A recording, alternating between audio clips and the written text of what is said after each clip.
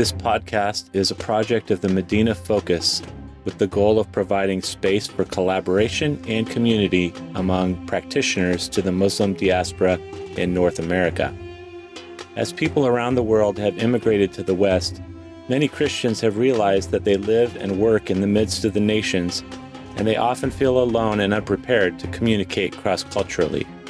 If you are looking for conversation and community surrounding issues of loving Muslim friends in Jesus' name, we welcome you into the conversation.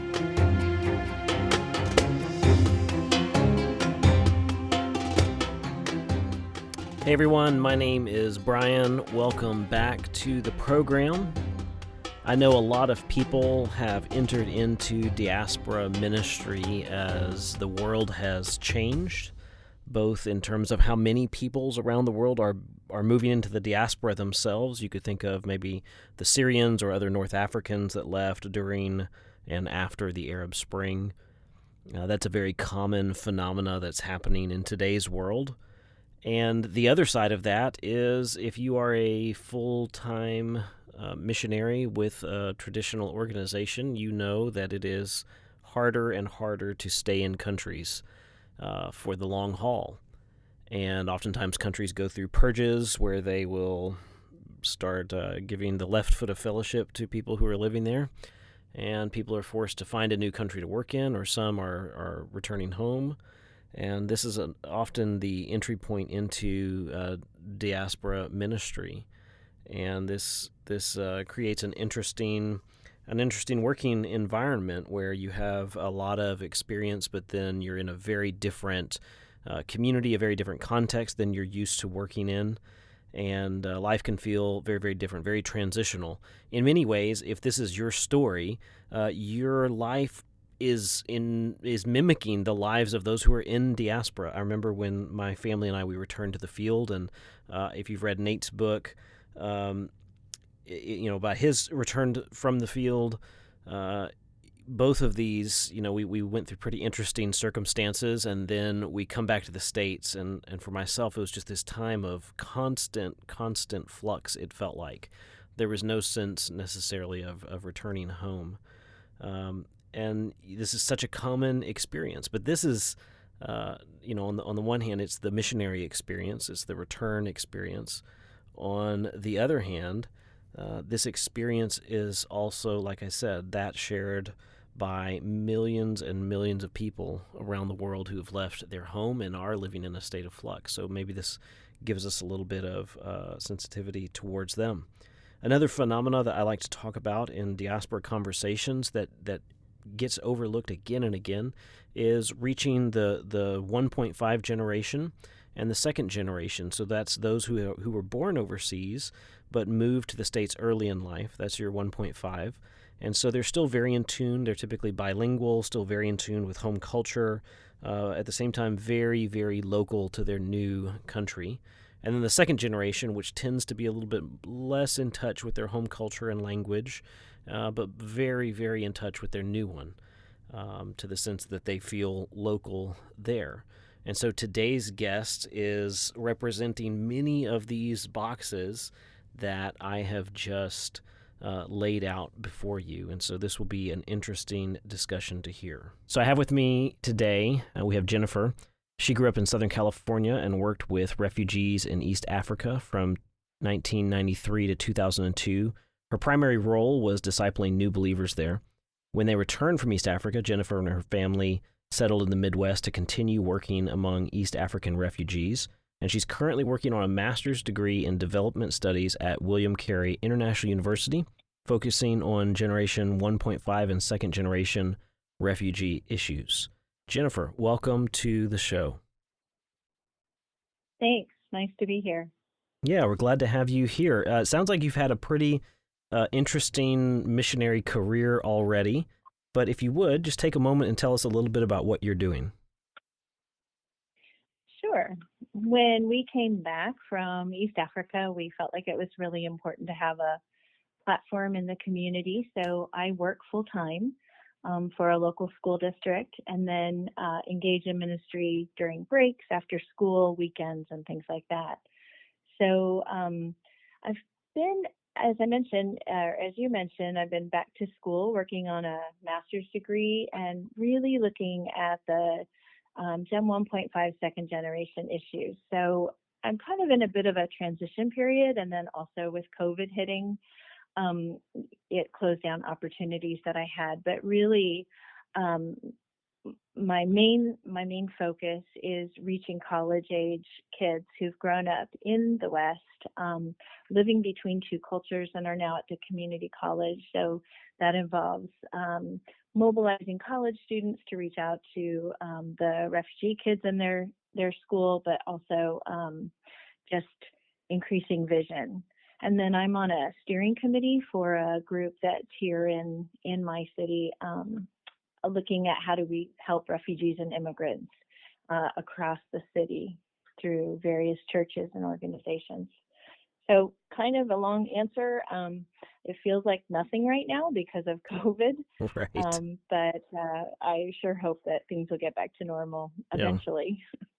So for a lot of people, when they start into diaspora ministries, they are either returning from the field or maybe they're starting out fresh. But for you, from your life story, it seems like diaspora ministry has been part of it since you were already working with refugees in East Africa. So you already have experience working with that same group overseas, and now you're back here in the States, kind of doing something. I mean, obviously a different context, but doing something similar. Yeah. When we came back, we felt like we still had a lot of good years of ministry ahead of us. And so we were looking in the U.S. for specific things in a city where we would settle with our kids who were emerging teenagers. We were looking for churches that already had a vision for reaching out to the Muslim refugees in their city. And then we were also looking for a safe place to live and work. We wanted a sizable community that wasn't going to move away, because we really wanted to be able to put down roots. And then we were praying for affordable housing. And I think the Lord really put that on our heart, so that when this opportunity came up, we knew really clearly this is where we were supposed to be. The difference, though, is that in East Africa, most of our work was with those who had already started to follow Christ. And here we're in a much more evangelistic role, working with, the Muslim community. Yeah. So I think about your time there and your time here, and this is obviously a change in context. You mentioned being in transition. Probably being a worker on the field feels very concrete, and maybe coming back here feels a little less concrete. I know that's something that a lot of people talk about, is trying to find meaning and identity and in all of this, and so a lot of it Mhm. feels really kind of risky, or like you're making decisions and there's no historic baseline that you're measuring it against. Whereas overseas stuff, it's a little bit more measurable of seeing what others have done before you. So what risks are you taking in your current place? You know, when we first started, we worked with adults in ESL. We set up ESL classes. We were working with kids and tutoring programs. We did apartment complex ministry, gathered local churches together to pray and train people. And it really became apparent to us that there was one segment of the community that was being missed, and that was the college age kids. Those who were like 18 to 24, who really are the ones who are going through the biggest life change of anybody, is, moving from being kids and being dependent on their parents to independent, looking for careers, thinking about marriage.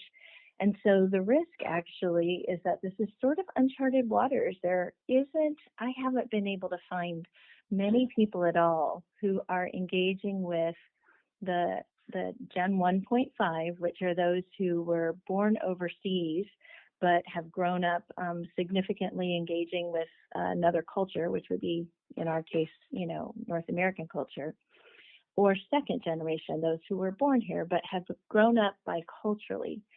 And when I first saw them, I was surprised. They weren't necessarily wearing head coverings, or they weren't wearing traditional clothes. And I didn't really understand that this was almost like a new group. They're different than their parents, who I was Right. super familiar. Yeah. So I think for me, that risk is trying something new that I don't know who's yet done it much. Like, there are great campus ministries reaching out to North American kids. There are great ministries reaching out to international students who've come and are going back to their home country. But I feel kind of alone just in looking for those who are Mm-hmm. reaching the ones who are here Yeah. and staying. That's a Yeah. fascinating phenomenon, because I see the same thing in my own context, where when people get excited about working with these people groups, their immediate attention is drawn to refugees, the first generation, which is not a bad thing at all. But, Hmm. 1.5 and second generation, it just has such different challenges to it. Um, Even just helping them navigate, how do you operate in this world and still connected to your home world. So speaking of challenges, what are the greatest challenges for your work there? You know, I have kind of this little story that I could tell. I think that kind of typifies it. As a missionary, when you feel like you have an idea that's of the Lord, you pray about it, you strategize, and you then try it out. So I was in my 50s and felt like I was supposed to go try this out. And I signed up for a class at the community college. And there were no Muslims in my class. I was so surprised. And I had this, like, I guess it's going to be harder than I thought kind of attitude. But I tried to talk to every college kid I could, everyone who was from the country where I worked. And I finally came to this point where I felt like the Lord said he wasn't going to use me the way I thought he was going to use me. And as I began to really think about that and pray, it took a while, but I felt like what the Lord was saying is he wants to use college students to reach other college students. So Christian kids, I could go down and, take a class here and there, but wouldn't it be way more powerful if there's a whole group of Christian students who Right. are Right. acknowledging, recognizing their classmates, praying for them, intentionally building relationships. So for me, I think that's one of my biggest challenges is I have this burning passion and I want to see Christian kids, engaged, not just me as this older woman who it's not organic that way, but for another 18-year-old to be reaching their classmate would be totally natural, and it could be really beautiful. Right. So when a lot of these ministry projects start, we often try doing one thing and then it changes into another thing, or we see that outcomes happen that we really didn't plan on. And these are often wonderful, wonderful outcomes. So what are the unintended outcomes that you've seen as you've done this kind of work? Well, actually, this is the outcome. And I'll kind of back up the story, speak a little bit more in circles as opposed to a linear conversation, if that's okay. Absolutely. Um, okay. So when we first came, we had just these great ministries with other churches, and I was wearing very conservative clothes, long skirts. We were all being very culturally sensitive. I was speaking the language, going into homes, really, really felt like this was a valid ministry. If I look back, I can't see where there was some terrible thing that was going on that would prevent us from having any fruit. But I had so many conversations with women. They were always asking me questions, about my faith and about what Christians believe and what are our practices and things like that. So it was always super easy to have a conversation, but it would always like kind of die in the middle.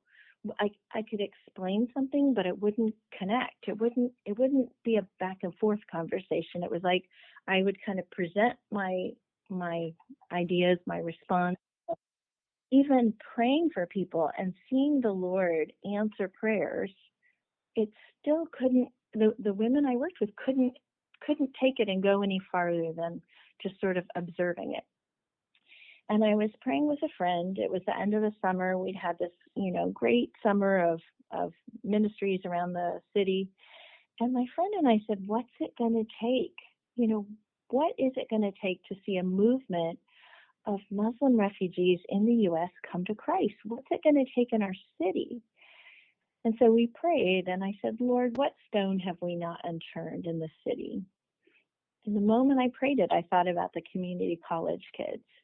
And it was kind of like this aha, because the Muslim background believers that we knew in East Africa had accepted Christ at that very time of life when they were becoming somewhat independent. They could, move around the city a little bit. Now, that's not strategically always ideal. You really would rather see a whole family come to Christ.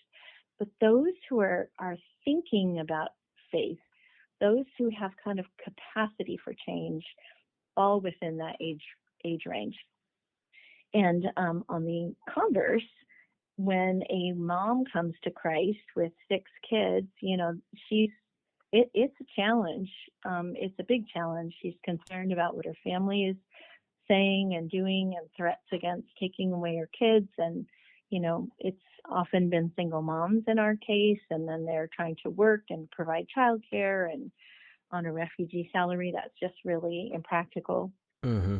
And then, to be honest, too, what happened in our situation is we had these tutoring programs, and then we had a really great ministry through our church, and kids from this country that we worked with, Muslim kids, were coming to our church, and then we're hearing the talk about Jesus that was for all kids. They were just kind of integrated into the whole group. And now there had been full disclosure before the kids signed up that, there would be teaching about Jesus, there would be teaching from the Bible.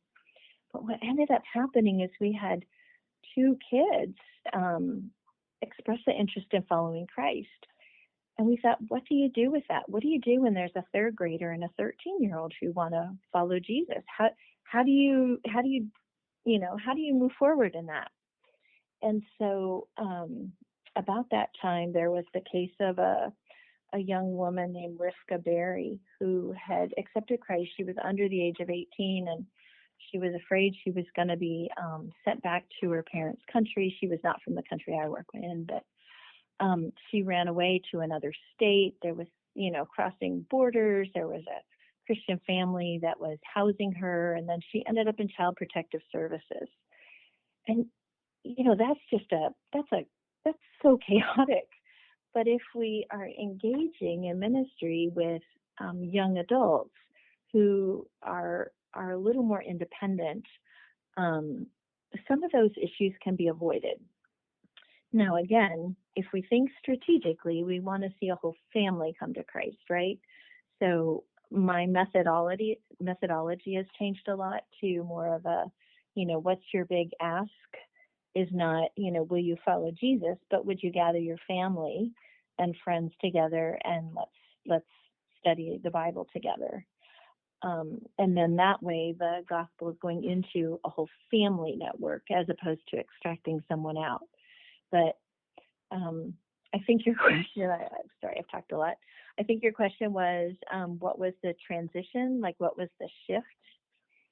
This reaching out to college students was my shift. Yeah. Yeah, well, that's great. So as your, part of your strategy seems to be mobilization and kind of a disciple making where you're replicating the workforce. Obviously, there's a number of ways of doing ministry with Muslims, and a lot of these are controversial. How do you navigate the different disagreements that surround how people do Muslim ministry? That's a great question. I think one of the things that's really helpful to remember is that most of us are pioneering this. We're trying to figure it out. We haven't seen a lot of people come to Christ in our context. in diaspora ministry, or in a lot of the countries that people have worked with, the people groups, we're kind of pioneers. So we're trying new things out. And if we see that something isn't working, the logical response is to make an adjustment. So sometimes those adjustments, we might look at it and say, is that a good idea or not? And we might be able to point out all the mistakes and flaws with it, but why not try it? And then we might be able to fine tune something from there. So my first thought is that we're all just trying this. Of course, we're educated, we're networking, we're collaborating, we're continually studying, but until Christ returns, we're all still learning. The second thing, and I think, in my context, one of the most controversial points has been the insider movement. And my thought is that it can be a snapshot in time. In different contexts, the Apostle Paul functioned differently.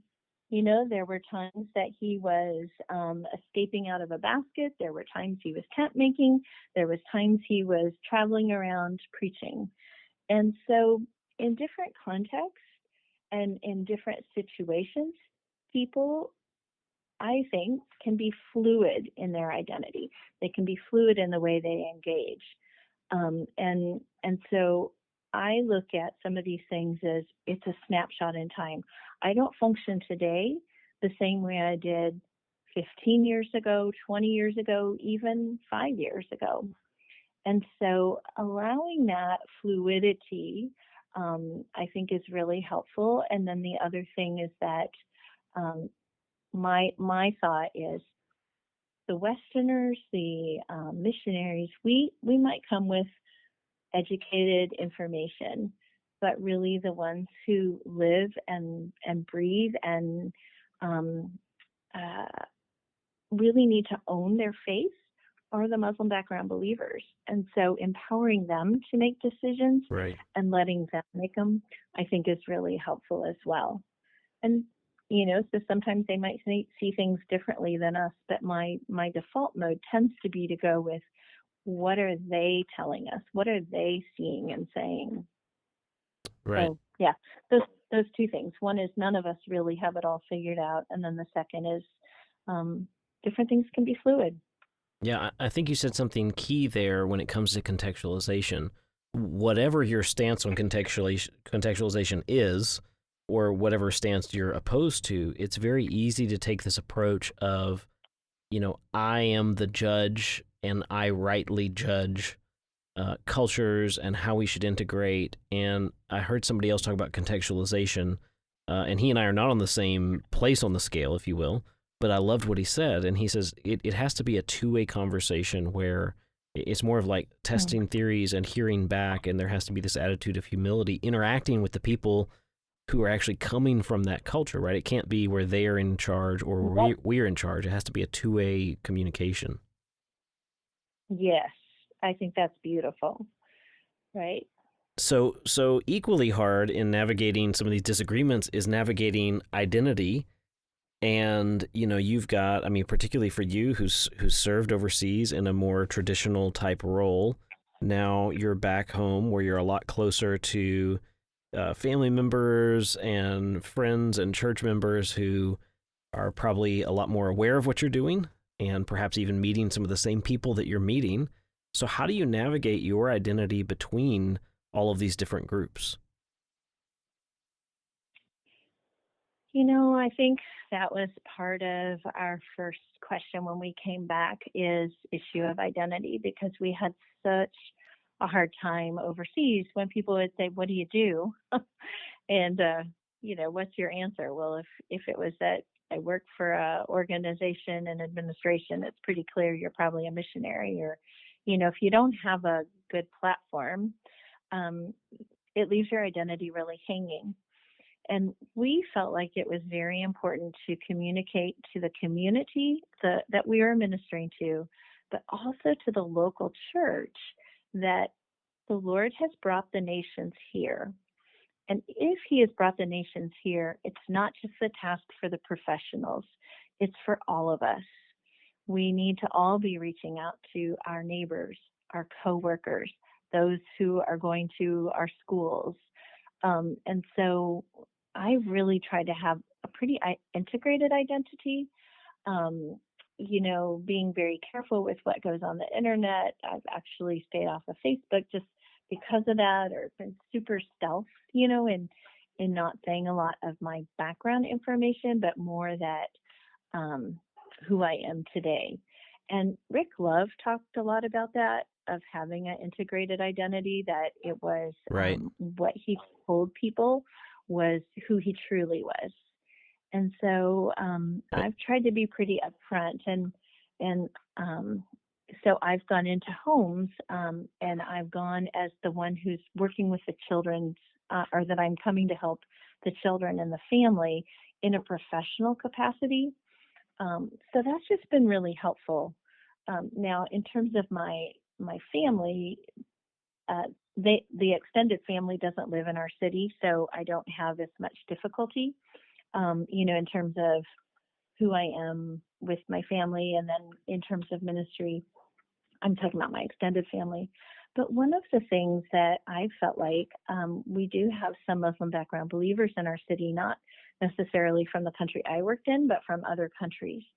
And years ago, a guy said to us, he had been at home alone on Christmas Day in his room. This was in East Africa.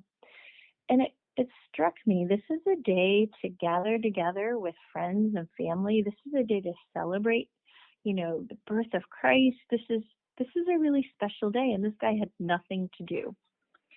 And as I thought about that, of course, who would he celebrate with? His family's not going to celebrate. His, neighbors aren't. And so I've always felt like it's important for us as the church to be, in a sense, an extended family to Muslim background believers who would not normally have family to celebrate with. So, in terms of my situation, I haven't necessarily had to juggle extended family gatherings and holidays and things like that, but I've made it a really big point to make sure there are Muslim background believers celebrating holidays with our nuclear family. I'm not sure if that answered everything you were thinking, if there's, Oh yeah, on no, that. absolutely. That was very good. It just is one of those challenging things. Rick Love's own stance on these issues came out of, for those who don't know, if you've ever read his paper, he is actually one of the examples in there where he was outed in the newspaper, actually, from a student in class, and so that was actually why he developed what he called his 3D identity. So it's such an important challenge that we have to think through. So what is one tip for a healthy work-life balance? Because you're returning, you're in transition. Of course, you have a family. There's ministry going on. You're also a student. So how do you make all of this work? Well, I think that's the problem for all of us, is finding a healthy work-life balance. But one thing I feel is really helpful is to keep a Sabbath. And I grew up in a conservative home where the Sabbath meant all the things you couldn't do. I couldn't get ice cream from the ice cream truck. Right. I couldn't go Right. shopping because people shouldn't be working, and I couldn't do this and I couldn't do that, and I had to take a nap. So it was like the worst day of the week for me. Uh-huh. And a friend talked about, when God instituted the Sabbath for the Israelites, they had come out of hundreds of years of slavery. And the point in the Sabbath is that you don't have to work 7 days a week. You're not a slave. And what I began to think of is, what would make me feel like this is a special day? How can this be a recharge day? And so we actually went through and made a list, listening to good music, eating our favorite foods, lighting candles, doing something fun, creating a space, just even emotionally, that the Sabbath is a special fun day. So I think, it would be very easy to say, you just should not do this, not do that, and not do the other. But that really to me feels like the law. And God instituted feasts and, celebrations.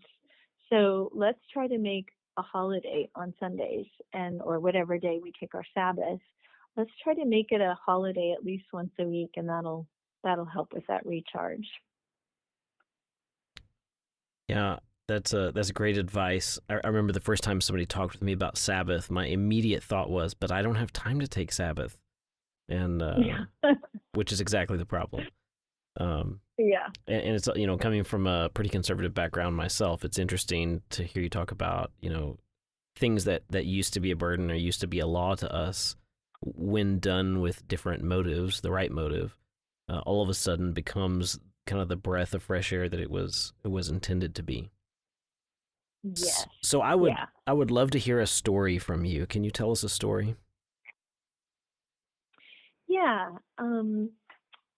There was a really interesting conversation I had with a Muslim gal on the community campus, and she was saying that she just could not believe in Christianity. She had such a big issue, and the point is that in the beginning God created light, right? And He called the light day, but it wasn't until later that He created the sun. And she said, that just proves that it couldn't be true. How could you have day? How could you have light without the sun? And as we talked, we talked so many points about this. We talked about Jesus being the light. Is God limited to His only light being from the sun? And the fact that He called it day, when He created light, and took her to Revelation where she saw there was no more need for a sun. And finally we came to this place of just saying, why don't you just pray about it and ask God to show you? And what she said struck me. It just showed me how hungry she was. And I believe she's representative of many college students. She said, if you knew how much I've prayed about this. This girl was praying long before she met me. And I'm sure she's continuing to pray that God would show her truth. And how many other kids are asking that same question? God, would you show me truth? Would you show me the straight path? Would you show me the right way? And to hear this window into her heart was super powerful. Unfortunately, what I didn't realize at the time is that would have been a great opportunity. Instead of trying to convince her that Jesus is true, it would have been a really great opportunity to have asked her to study the Bible. Would you like to study together? And now, if I had a chance to go back and do that, my big ask would be, would you gather your family and friends, and would you study the Bible with me? But that's my big story. I think it just shows how many questions young adults have. The parents were not asking these kind of questions. Right. And the third grade kids we worked with didn't know these questions existed. College kids are wrestling with them. That's true. What do you think other practitioners should know that you've discovered? Probably that big ask. I've been praying for a movement of Muslims, many movements actually in the U.S.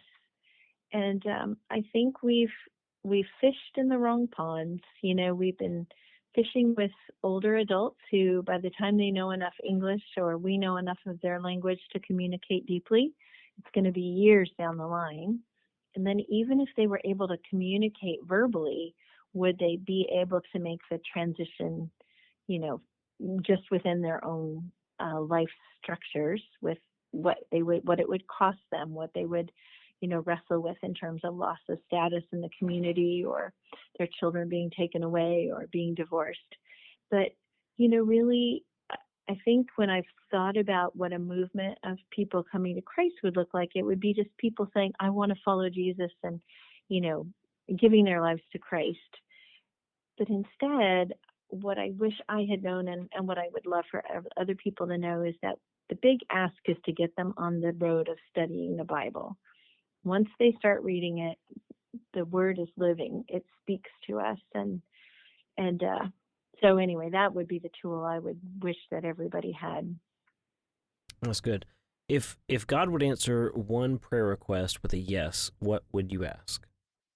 For a movement of, I'm going to say specifically college-age Muslims who have come to the U.S. as children of refugees, for them to come to know Christ. That's good. That's good. Well, we hope that prayer gets answered, and I want to thank you for coming on the show today.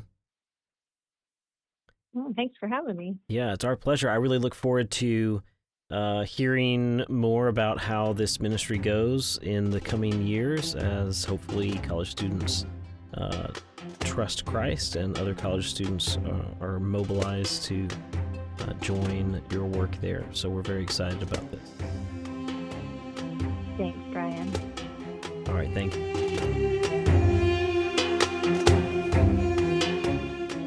You've been listening to the Medina Podcast. This show is hosted by Brian Hebert and produced by Nate Schultz. The conversations we have on this program are born out of an expanding environment of collaboration among grassroots ministry practitioners across the North American continent. If you'd like to engage on a deeper level, please email us at medinafocus@vision59.com.